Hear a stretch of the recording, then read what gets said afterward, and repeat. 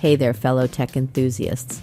Microsoft Edge, the fast and versatile web browser, has become a popular choice among users worldwide. However, if you're looking to personalize your browsing experience further, you might want to explore the option of changing your default search engine for the address bar. In this video, we'll show you the step-by-step process so you can use your preferred search engine right from the address bar. Before we begin, we would appreciate it if you hit that like button. To change your default search engine in Microsoft Edge, use these steps. Open Microsoft Edge. Click on Settings and More, the three dots button, and click on Settings.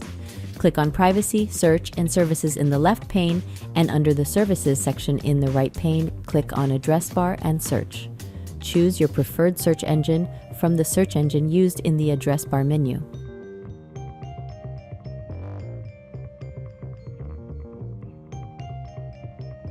Thank you for watching. If you found this video helpful, don't forget to subscribe to our channel for more tech tutorials and browser tips.